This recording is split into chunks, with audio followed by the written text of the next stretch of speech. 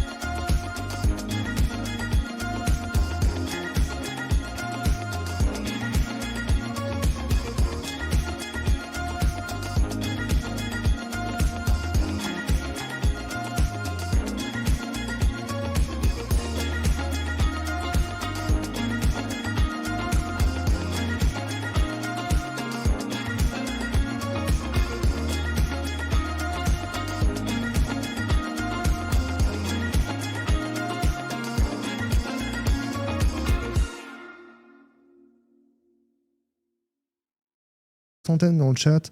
Est-ce que vous pouvez m'indiquer dans le chat dans quelle ville vous êtes pour savoir, parce que les freelances et le réseau de In-Situ, les gens qui écoutent In-Situ, c'est un peu partout en France. Est-ce qu'on peut répéter les villes? J'ai vu qu'il y avait Lyon qui était représenté, Valence qui est représenté dans le chat, il y a la team Lille qui est représentée, il y a la team Nantes qui est représentée aussi. Je les ai toutes ou pas? Cassandra valide. Ok, ouais, Cassandra valide. Ouais, ici Lille. Ouais. Je suis avec aujourd'hui 3 invités de qualité. Saint-Etienne qui représente. Yes. 3 invités de qualité. Alors juste à ma droite, c'est Olivier Chuffard. Ça va, Olivier? Ça va très bien. Bonjour à tous. Juste au milieu, c'est Nawel. C'est ça. Je vais pas me tromper. Bonjour à tous. Au bout, c'est Julien. Hello à tous. On va vous laisser le temps de vous présenter très doucement. Là, ici, dans le chat, ça déroule. Lille, Montpellier, Nantes, Paris. Bonjour de Valence, bonjour de Lyon. Bonjour de Saint-Denis 93. Bonjour de Nantes. Je pensais pas qu'elle aurait autant de questions. C'est autant de succès, cette question. Je suis très content que vous soyez motivés. Le sujet aujourd'hui, de manière générale, c'est la relation entre le freelance, son client et l'apporteur d'affaires ou son porteur, de manière générale. Donc, en l'occurrence, ici, c'est In-Situ. Donc, Julien, toi, tu es le freelance de la journée. C'est ça? Oui, c'est ça. Je suis le freelance. Tu es le freelance du plateau. Ouais, c'est ça. Et Nawel, donc toi tu es la commerciale ou la consultante. On dit comment tu te décris? BizDev? BizDev, Ouais, un BizDev. porteur d'affaires. Donc tu es la collaboratrice de In-Situ. C'est ça. Et Olivier, toi tu représentes le client aujourd'hui. Tout à fait. Donc je suis responsable de service IT chez Leroy Merlin, ADO. Je croyais qu'on disait Digital Product Leader. Digital Product Leader pour... disons que c'est pas connu forcément à l'extérieur d'ADO Leroy Merlin. Mais du coup j'ai été étonné. Alors du coup, n'hésitez pas à poser vos questions dans le chat tout au long du sujet. On va aborder 3 thématiques. D'abord, c'est plutôt la transparence qui ressort de la relation. On va essayer d'en parler. Dans un second temps, Julien nous expliquera comment il a doublé son salaire. Vraiment, Julien gagne beaucoup plus d'argent qu'avant. C'est un sujet qu'on va aborder. Nawel, elle a travaillé avant en ESN et elle nous expliquera la différence entre les deux. Et enfin, de manière générale, on va reparler de comment sont alignés les intérêts des 3 parties dans la relation. Donc n'hésitez pas à poser vos questions, même si vous êtes un peu en avance de phase sur le programme. Là, votre question, je la reprendrai plus tard. J'ai des petites étoiles pour sauvegarder les questions que je vais garder pour plus tard. Et on pourra reprendre le sujet. Est-ce que c'est cool? Dites-moi dans le chat si c'est cool.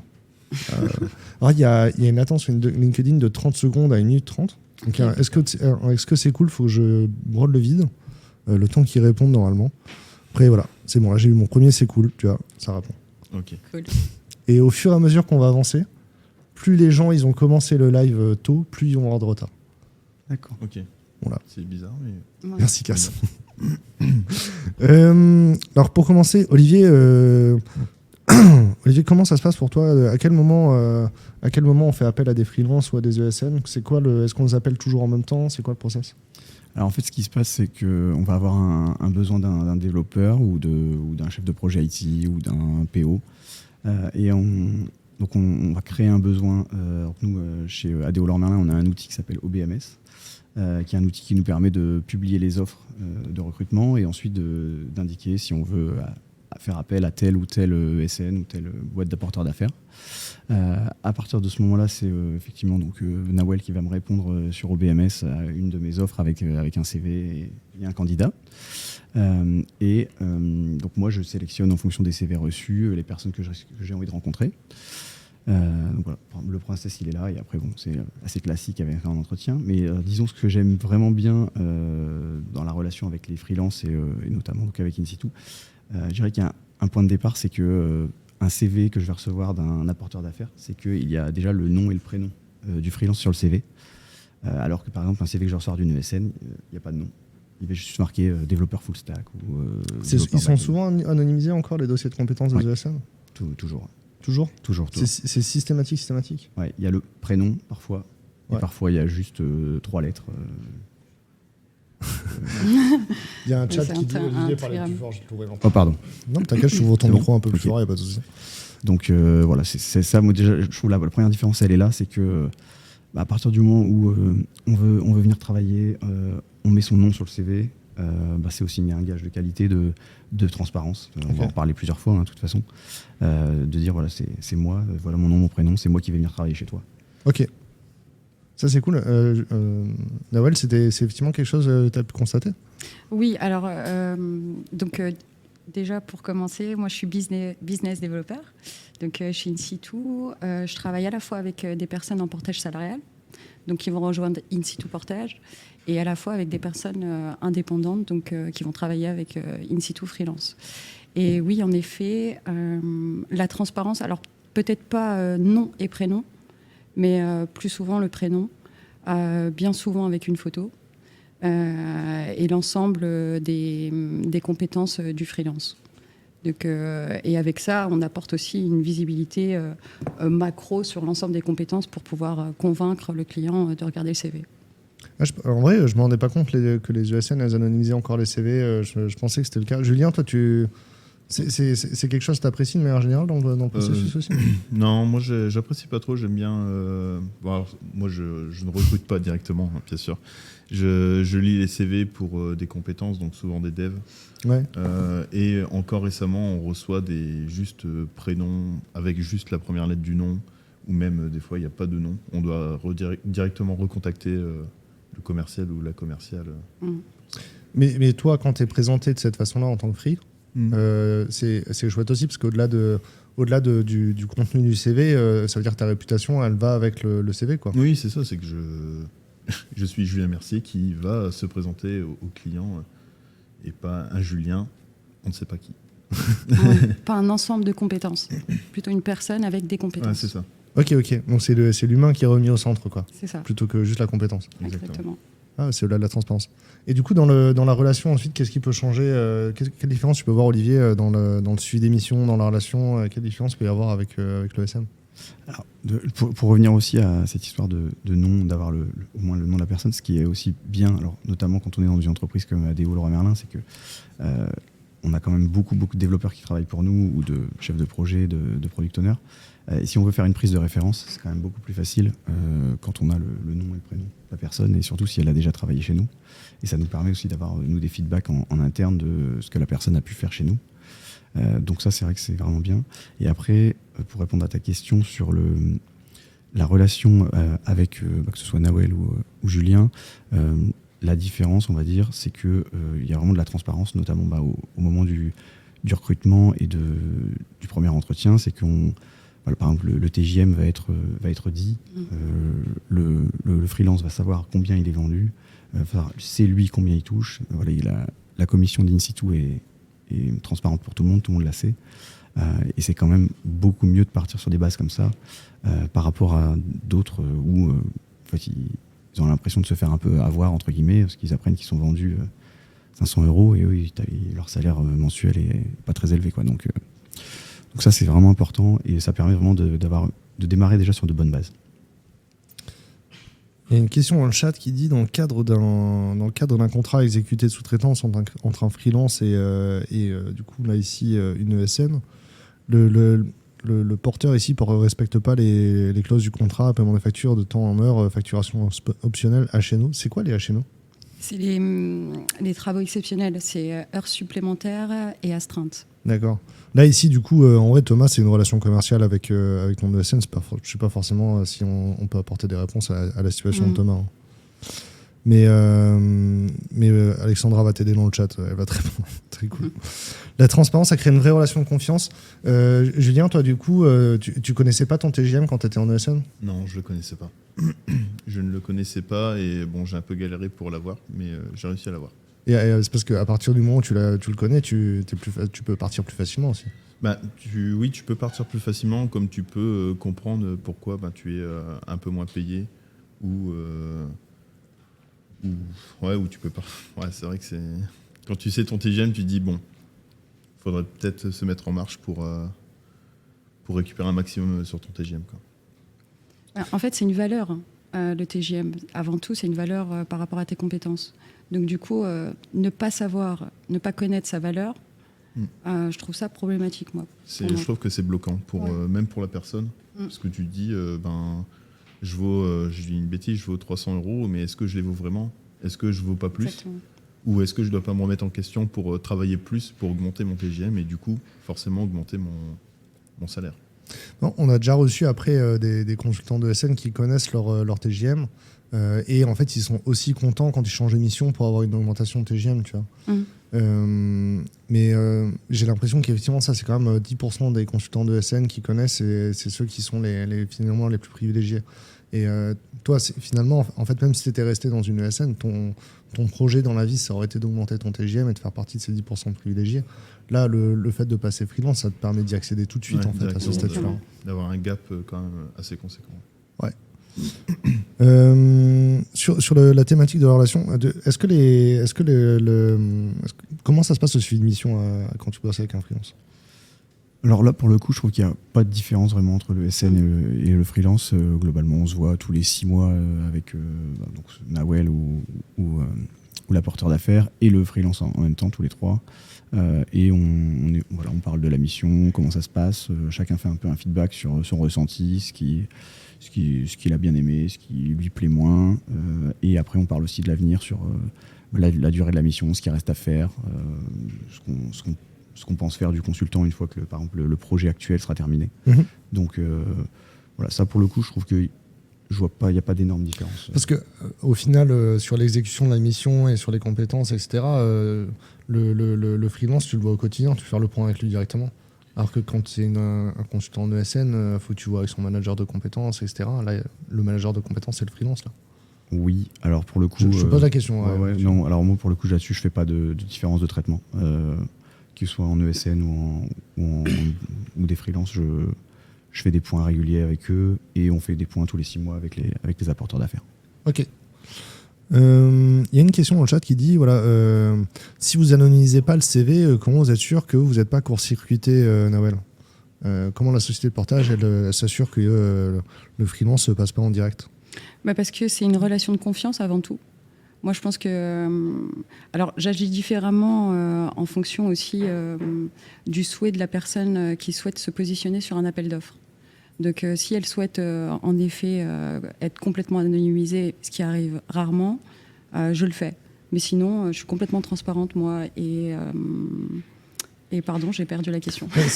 En gros, ta réponse, c'est si le freelance, si le freelance voulait être anonymisé, tu le ferais, mais dans l'absolu, le freelance, il préfère pas l'être, et donc toi, tu respectes ce souhait du freelance, quoi. Oui, parce que déjà, auparavant, je lui ai parlé du sujet sur lequel on se positionne. Ouais. Je lui donne toutes les billes, moi, nécessaires à ce qu'il se projette complètement et qu'il fasse aussi, lui, sa part d'études et d'analyse par rapport à l'appel d'offres, s'il est complètement dans la cible ou pas.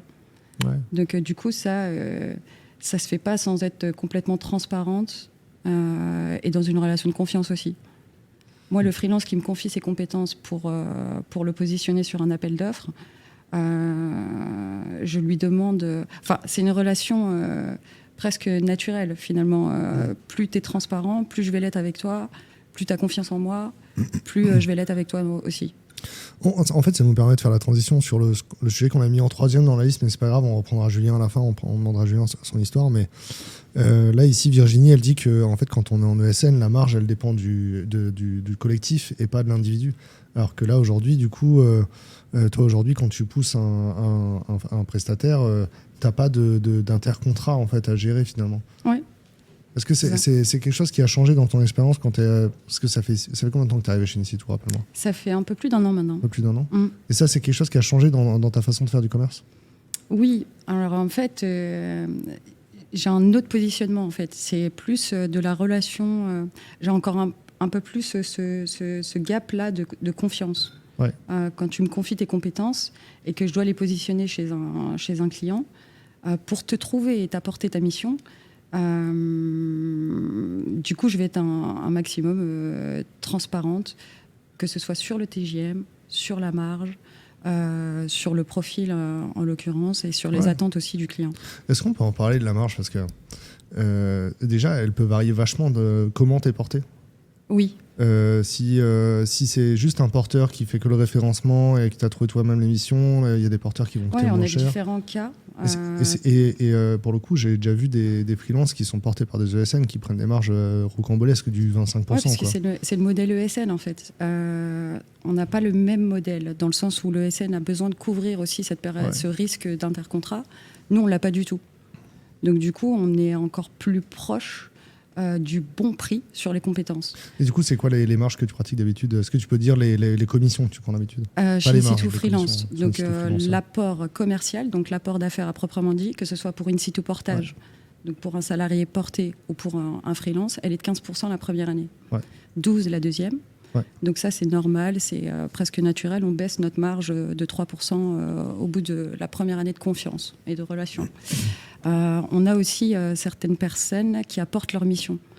Donc là, nous, en tant que BizDev, on n'a pas de travail à faire, sauf le travail administratif. Donc là, on va prendre une commission de 6%.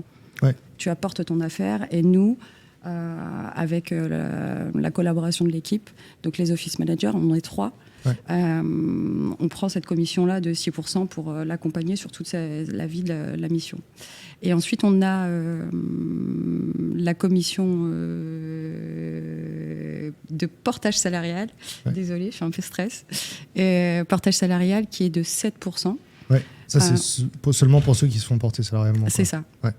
Et donc, du coup, tu cumules, en fait, si tu veux te lancer en portage et qu'on t'apporte ta première affaire, c'est 7% sur le contrat et l'accompagnement administratif et 15% pour la commission commerciale la première année. Parce que, donc, du coup, ça arrive quand on est freelance, tu sais qu'on rencontre un client et on lui dit, par contre, je peux pas te référencer, maintenant, il faut que tu choisisses ton porteur. Et il dit, moi, je travaille souvent avec eux et eux. Oui. Moi, j'ai trouvé qu'il y avait des gros écarts dans les conditions, mais aussi sur les conditions du contrat de sous-traitance. Des fois, ça peut être paiement à 45 jours, des fois, c'est paiement à 30 jours, des fois, c'est paiement à 30 jours, même si le client n'a pas payé. Des fois, c'est paiement à 30 jours, mais si le client a déjà payé, du coup, si le client paye à 90, à 90. Chez In-situ, on ne fait pas ça. Moi, j'avais certains freelances aussi, candidats, qui me disaient tant que je n'ai pas rempli mon CRA, ma société actuelle, elle ne me paye pas mon salaire. Ouais. Donc, salaire à la fois portage ou la facture. Non, nous, on ne fait pas ça.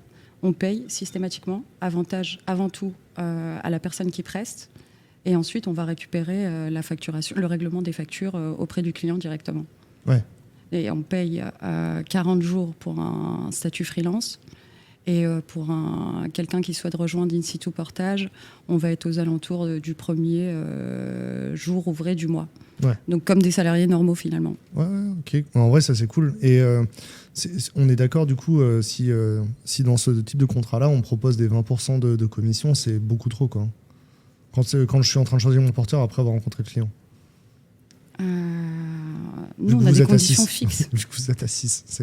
Alors, 6 quand on apporte l'affaire, c'est des conditions qui ne bougent pas. Hein. Et c'est les mêmes pour tout le monde. Okay. Et on a totale transparence avec l'ensemble des personnes, puisque je le dis là aujourd'hui. Donc, du coup, voilà. Ouais, donc je comprends. Ok, ça c'est cool. En vrai, c'est chill. Alors, attends, je regarde la question qu'il y a dans le chat. Bonjour, me permet de poser la question. Est-ce qu'on peut travailler en qualité de recruteur indépendant mais en étant à l'étranger? Saïd, la question est complètement hors sujet, mais oui, tu peux le faire, je pense, ça doit marcher. Et Alexandra dit on garantit le paiement à 40 jours en freelance, quels que soient les délais de paiement du client. Et en vrai, c'est chouette, tout le monde ne le fait pas forcément. Ouais, c'est carrément un bel avantage pour les freelances parce que parfois, dans les sociétés, la facturation, ça peut prendre un peu de temps, il y a un peu d'administratif et effectivement. Ouais, parfois, c'est ça qui conditionne le paiement des factures. Parce que Olivier, toi, de ton point de vue, toi, t'es pour que les freelances soient payés le plus vite possible à la fin de la journée, quoi. Oui, évidemment.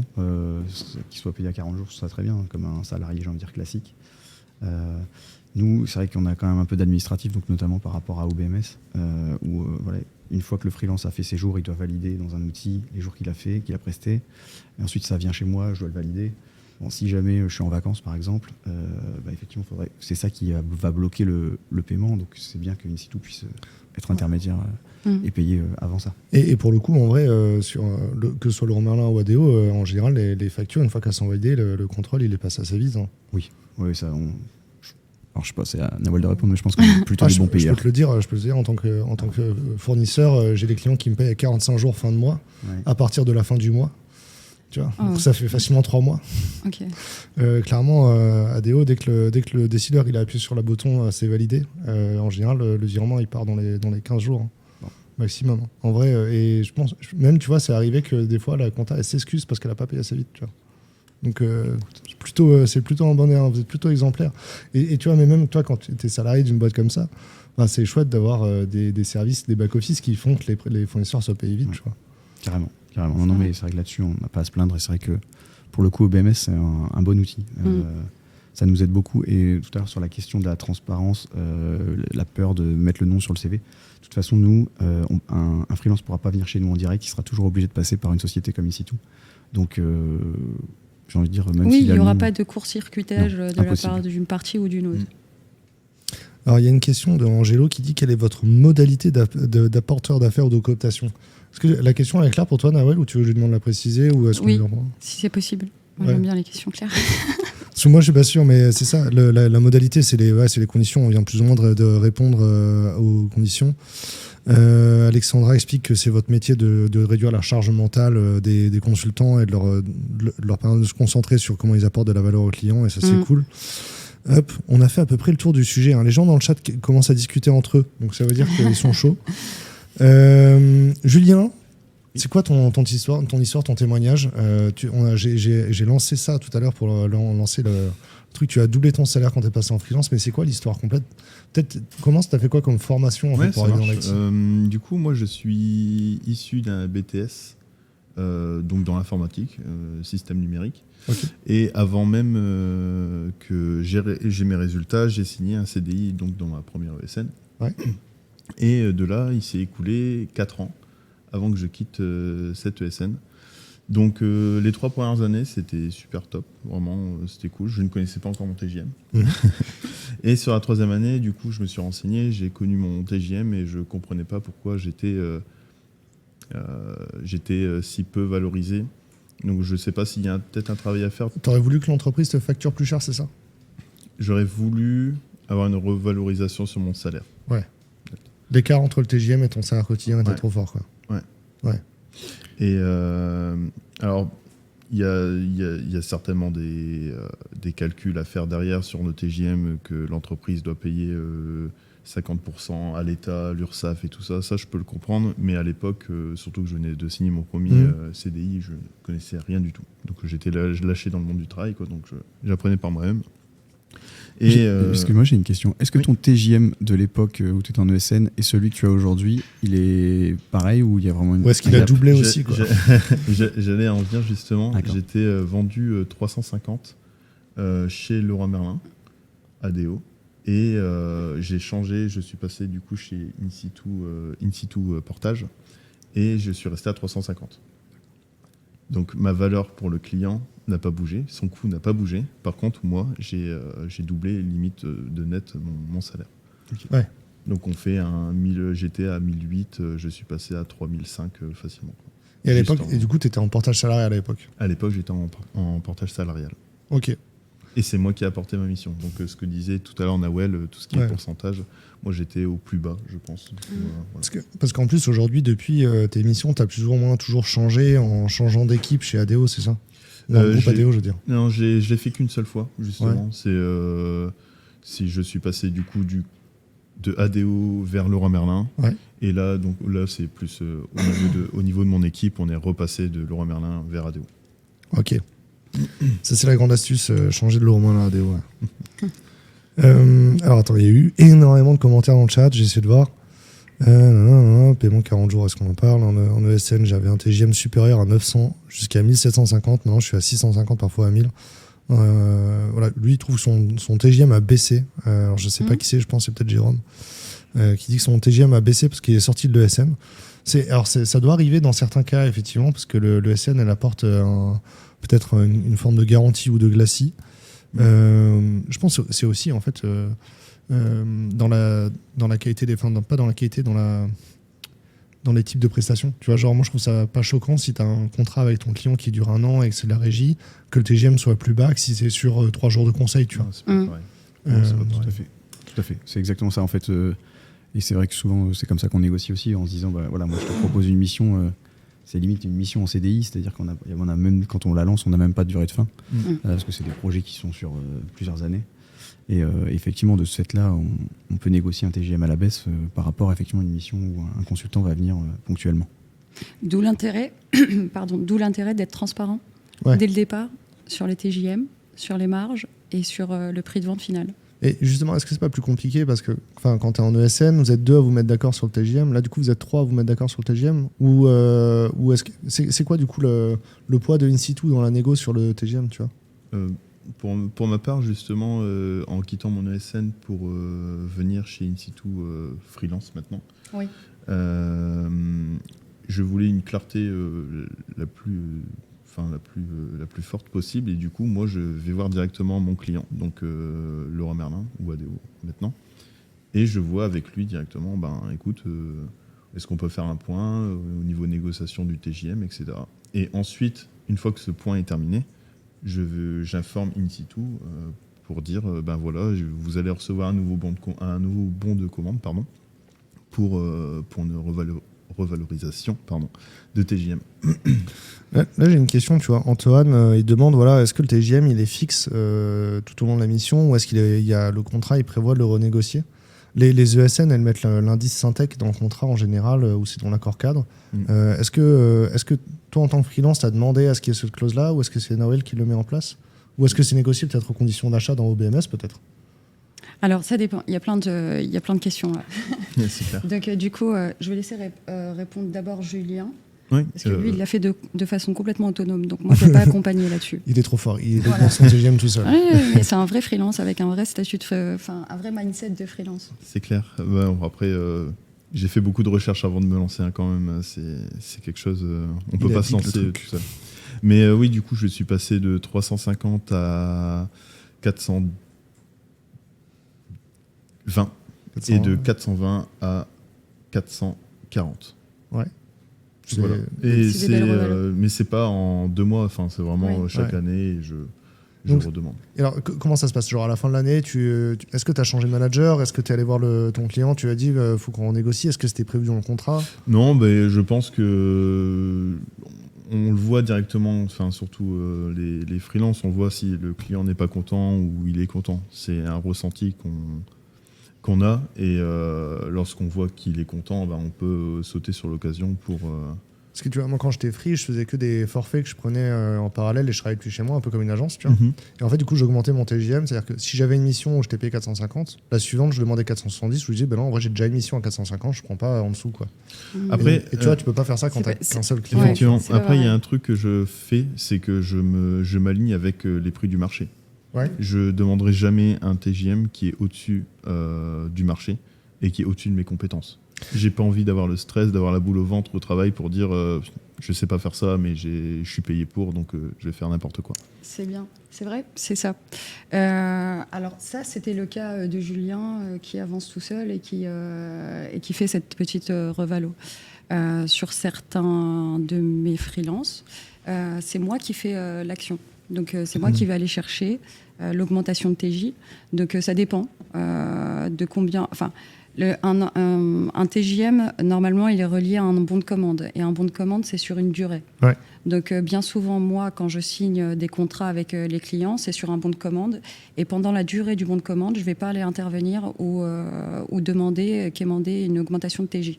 Ça, c'est clair avec les clients et avec les freelances. Et en partage salarial aussi. Et alors, il y a des cas exceptionnels.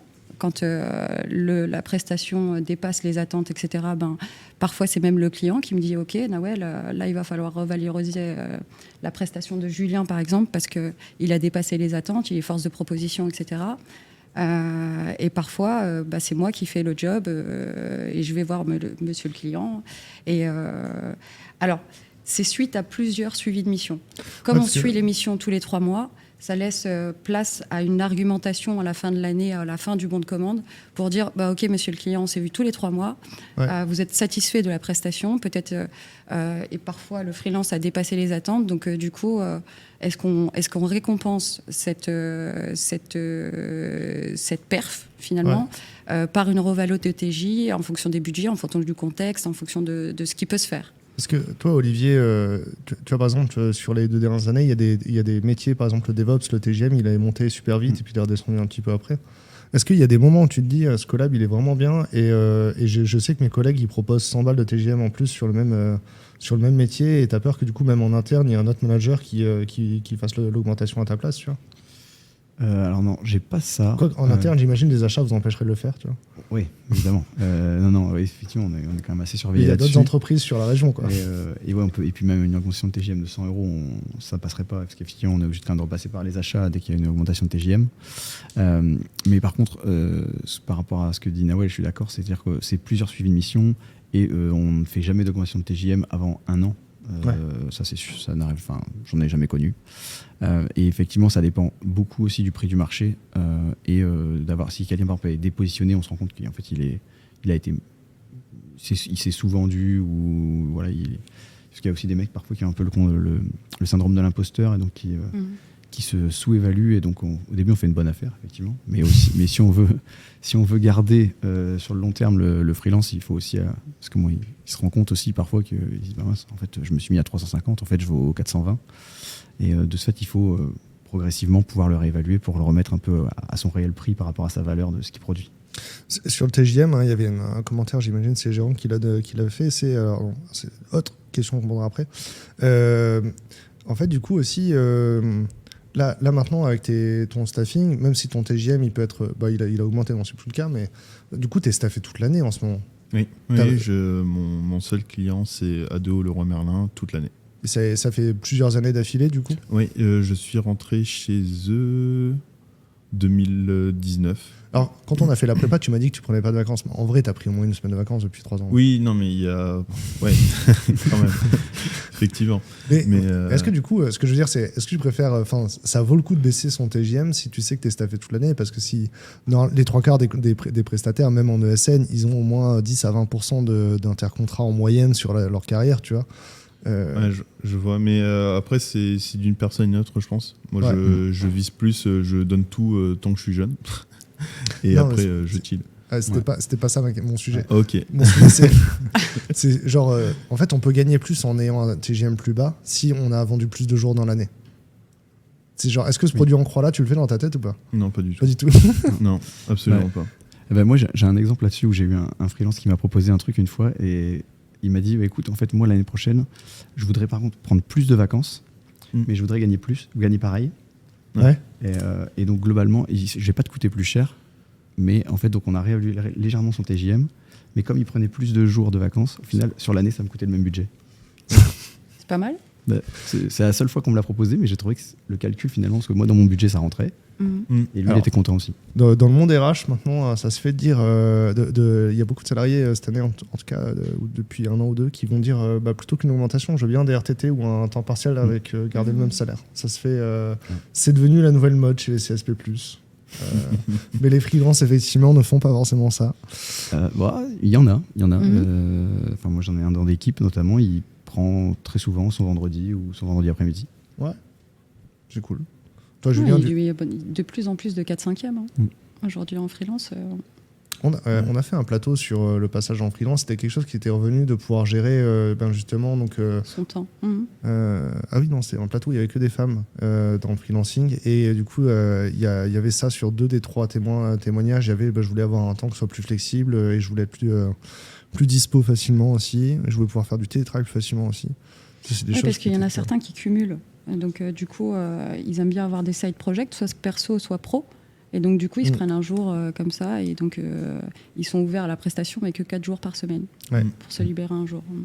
Oui, ou alors, il y en a aussi qui donnent des cours. Aussi, j'ai ça aussi. De plus en plus. Qui donnent par exemple un jour par semaine, tous les mois. Ils donnent des cours et donc ils facturent pas ce jour-là chez moi. Quoi. Alors du coup, il y avait une question que je voulais prendre, Nawel. Est-ce que c'est dur de trouver des missions en portage en ce moment? Est-ce que les freelances se demandent est-ce que les porteurs subissent la crise aussi, quoi, je pense. Après, oui, mais moi, je vois pas de différence avec d'autres périodes un peu plus compliquées. Après, bien entendu, il y a eu le post-Covid. Donc ça, c'était exceptionnel. Il y avait des missions à ramasser par terre, quoi. Mais là, je veux dire, c'est propre à chacun. Il faut aussi mettre l'énergie pour aller chercher des missions pour les gens qui me font confiance. Moi, généralement, tu me confies tes compétences, je fais tout pour te trouver une mission. Mais et peu importe le marché, finalement, quand ça doit se faire, ça se fait. Il y a encore plein de projets. Je pense que les clients... moi, je suis sur un périmètre 100% retail, donc du coup, je vois bien l'état du marché chez mes retailers, et notamment quand je travaille avec Olivier, voilà, encore il n'y a pas très longtemps, on a encore signé de belles affaires, donc il n'y a pas de temps. C'est tendu, mais c'est pas impossible. Il y a une question dans le chat qui est très très avancée. Hein. Je pense qu'on n'y répondra pas, mais elle peut ouvrir un débat qui est intéressant. C'est à quand la fin du TJM? Alors, je vais la développer parce que toute seule, on va galérer ensemble. Déjà, on devrait dire un TJ plutôt qu'un TJM. Il n'y a plus de taux marginal dans les contrats maintenant. Tu vois, c'est plus un taux moyen quand on est sur ce genre de contrat. Et le troisième truc, c'est le forfait et les micro-forfaits qui deviennent un peu à la mode. Donc le micro-forfait, ça se pratiquerait du type, Olivier, du coup, il va faire découper le projet et dedans, il va y avoir plein de petits forfaits. Et à chaque fois qu'il y a un truc qui est livré, à ce moment-là, le porteur, il déclenche le paiement, quoi. C'est un mode de fonctionnement, en vrai. J'ai jamais vu, moi, encore. Alors ça, franchement, moi, je l'ai jamais fait qu'avec des petites boîtes ou des entrepreneurs, etc. Et c'est vrai que sur des projets avec des périmètres très précis, où à la fin, on en revient à un CDS à ticket, quoi. Mais du coup, en vrai, Olivier, toi, au final, la régie, c'est plus facile, quoi. Ouais. En fait, globalement, nous, on insiste aussi, on aime bien avoir les équipes qui soient aussi présentes avec nous. Et donc, comme on essaie de créer aussi une ambiance, la convivialité, d'aller au resto le midi, il y a du télétravail, on fait en gros moitié-moitié. Mais c'est vrai que c'est important pour nous d'avoir l'équipe qui se réunit. Alors en plus, on a des méthodologies de travail en BDD, notamment, et donc faut que j'explique BDD ou... Behavior Driven Development. C'est ça. Ok. Donc globalement, c'est des séances de travail, on va dire 2 heures, où en fait toute la feature team se réunit et on définit ensemble les use cases et les tests et les TDD. Ouais, et t'en es pas à mesurer ce qu'a livré chaque freelance, c'est plus tu valorises le fait qu'il fasse partie de l'équipe, quoi. De la team, exactement. Et donc en fait, dans cette méthodologie-là, c'est compliqué effectivement de faire à distance. Comme ce que tu as dit, quoi. Donc non, pour l'instant, on est vraiment encore sur du TJ.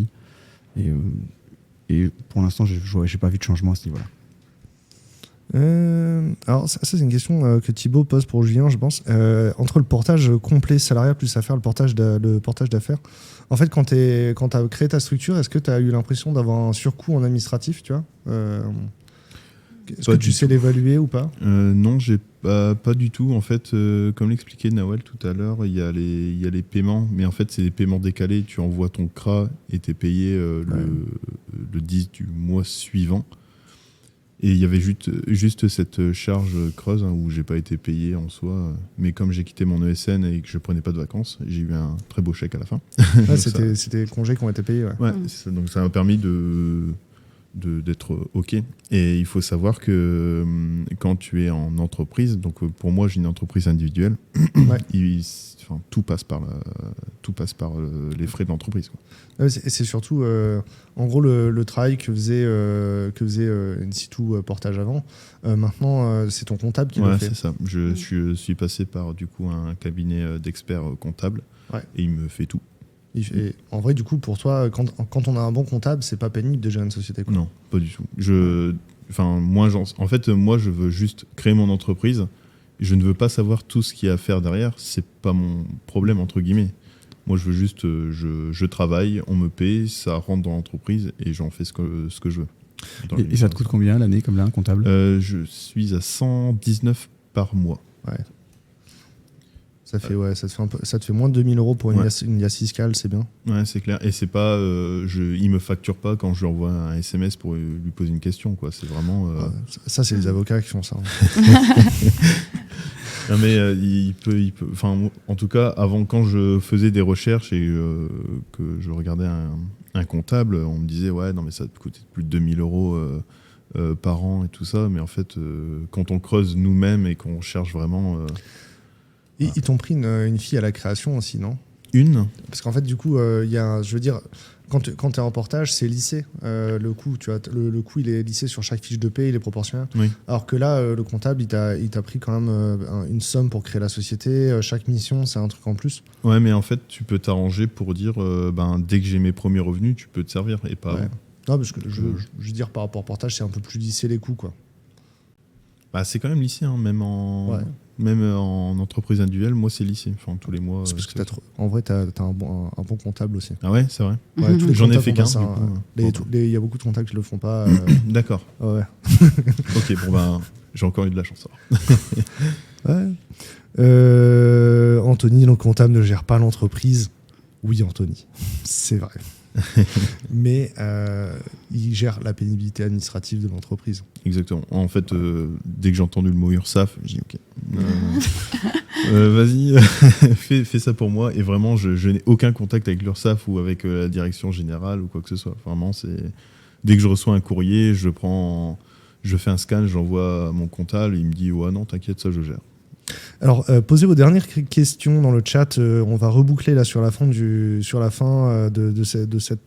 webinaire. En vrai, ça fait déjà 45 minutes qu'on échange. Quand même.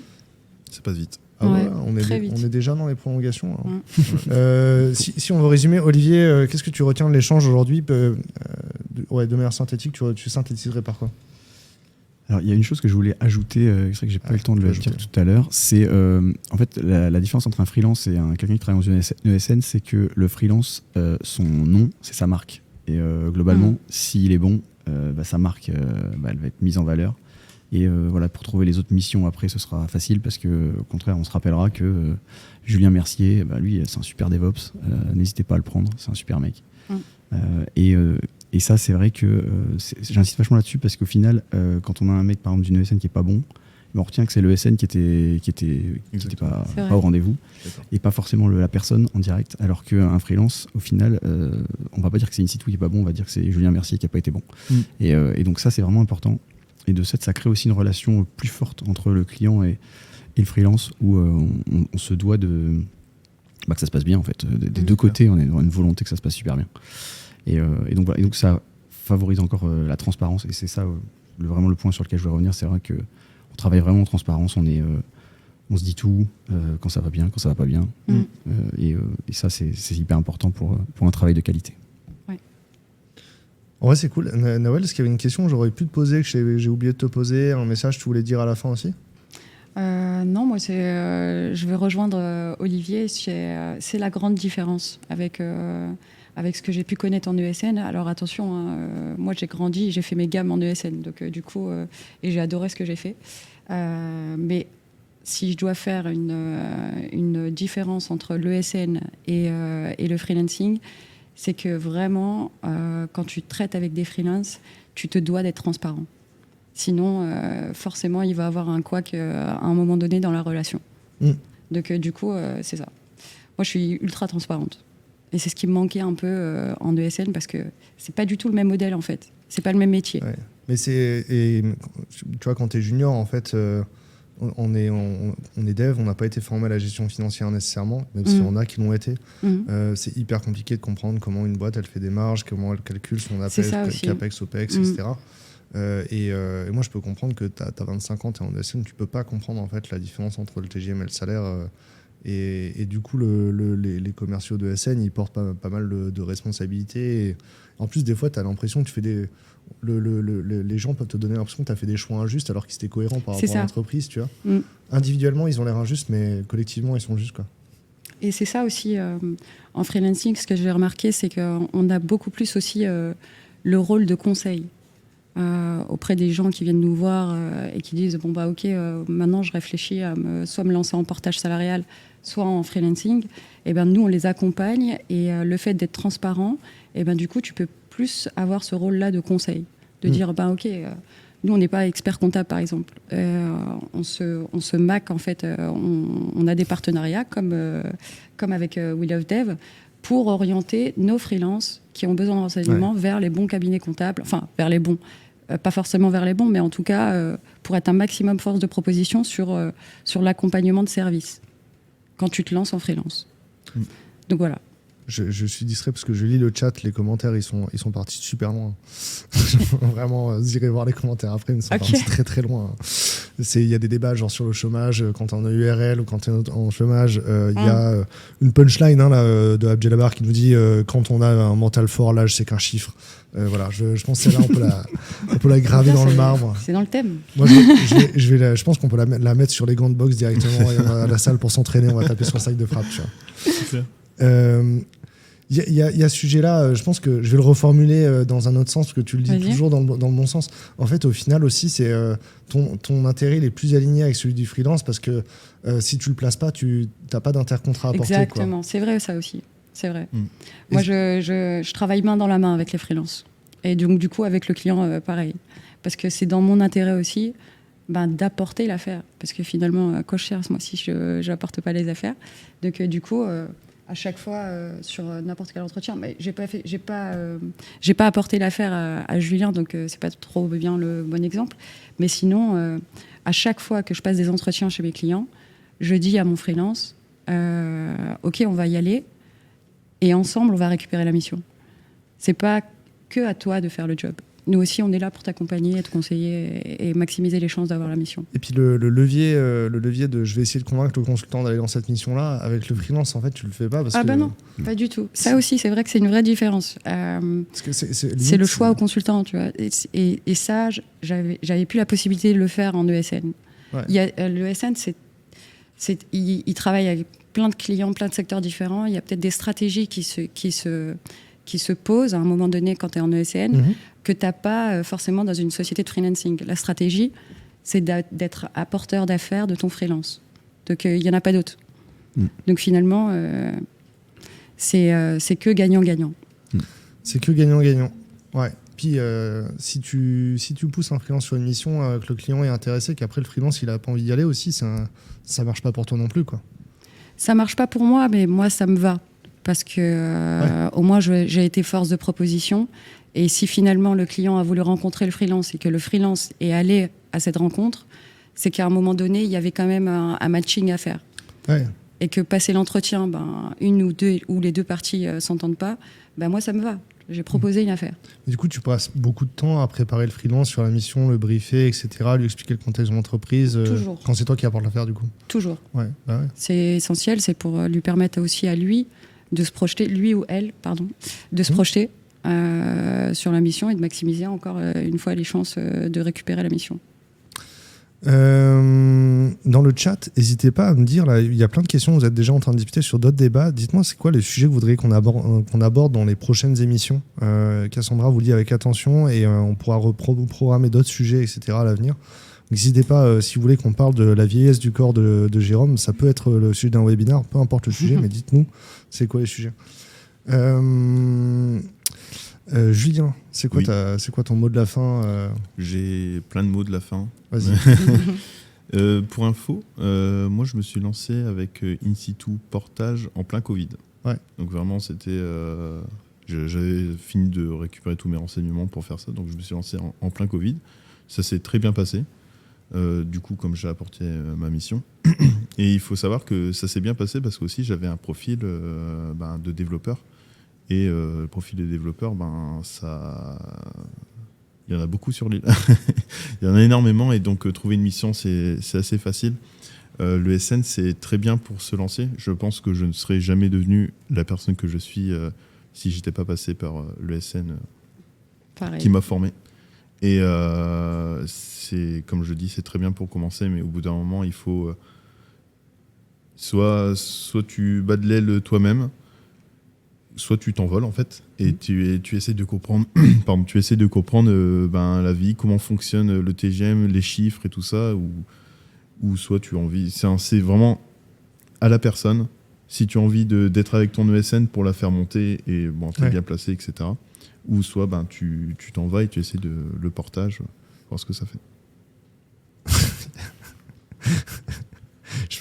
Je me fais insulter dans le chat et il y a quelqu'un qui dit on insulte Damien que en privé. Merci.